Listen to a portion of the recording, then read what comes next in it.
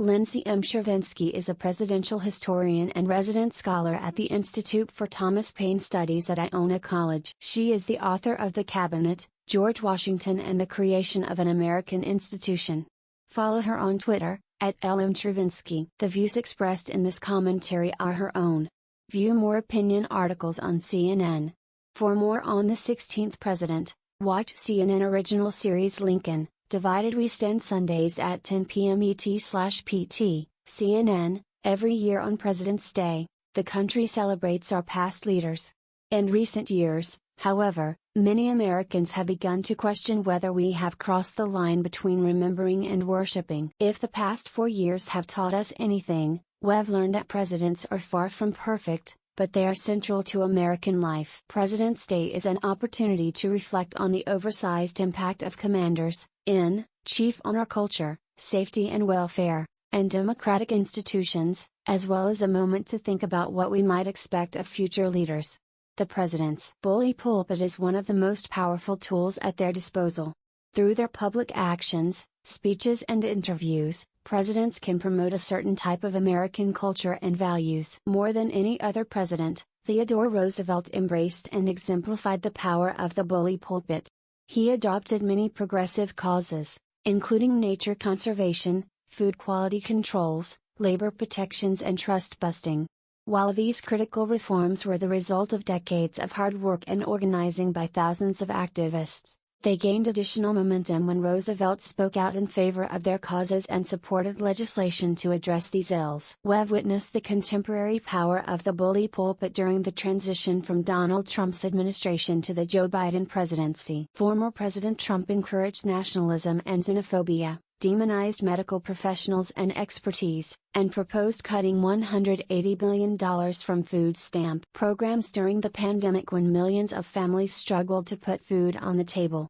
In his first few weeks in office, Biden has presented a different set of American values that have welcomed diversity, prioritized science and education, and welcomed the opportunity to assist our neighbors in need. In the age of social media, there are more outlets and opportunities for information than ever, but if anything, the evolution of technology has highlighted the president's unique platform. No one else can so effectively rise above the noise to reach most Americans and the international community. Every presidential address is covered by most major news outlets. No other person garners that level of media attention. In addition to shaping American culture, the president is uniquely situated to lead during a crisis. The president and the vice president are the only officials elected to represent all Americans, at home and abroad, and thus the only officials who can manage a national crisis. Presidents direct the flow of information to citizens, provide guidance to states, and form a national response. The 1860 election and the tensions surrounding Abraham Lincoln's inauguration offer a natural parallel for the 2021 inauguration. But the beginning of Lincoln's presidency provides another, less discussed lesson for our current moment: the states in the Union couldn't fight secession individually. Instead, the war effort required the cooperation of the states under the president's centralized leadership.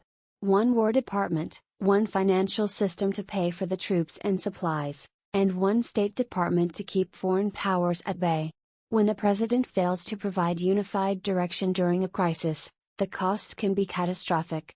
On April 13, 2020, Bob Woodward interviewed then President Trump, who admitted that he knew about the dangers of the COVID-19 virus a month earlier, but downplayed the threat.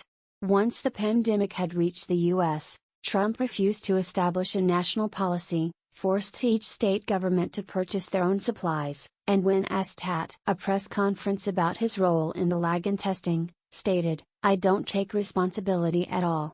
Without concentrated federal action, states were literally bidding against each other to purchase protective gear for their medical workers and other essential goods. Just a few weeks into his administration, Biden is only beginning to implement his strategy to contain the pandemic, but he has invoked the Defense Production Act to ramp up the supply of vaccines, provided regular press briefings to keep citizens and local officials informed, and offered guidelines to the states on how to distribute vaccines, central tenets of a unified federal response to the ongoing crisis. Our democracy and government institutions are delicate and require constant vigilance. Lincoln and the Union Army defeated the Confederacy and saved the Union, but Ulysses S. Grant knew that victory was fragile. When Grant took office in 1869, the Ku Klux Klan and other white supremacist groups were ramping up their efforts to undermine the civil rights of recently emancipated African Americans and take back control of local governments. After the creation of the Department of Justice, then, President Grant appointed Amos Ackerman as his Attorney General and instructed him to prosecute cases against the KKK and defend civil rights for Black Americans. The health of our governing institutions has improved and declined since Grant's presidency, but our democracy hasn't faced such historic threats in 160 years. Free and fair elections and the peaceful transfer of power are the bedrock of American democracy. Trump's lies about the November 2020 election, and their repetition and amplification by his Republican allies, undermined public faith in our electoral process. Then, Trump's refusal to acknowledge his loss represented the end of a 230-year tradition. No president has ever refused to commit to a peaceful transfer of power. These threats to our democracy culminated in the January 6 violent attack on the U.S. Capitol, intended to prevent the certification of then-President-elect Biden's Electoral College victory. Presidents are deeply flawed, just like the rest of us. On President's Day, we shouldn't obscure their failings, but acknowledge the incredible power we entrust to their imperfect hands, consider how they've shaped our history, and how we might want to reform the institution going forward.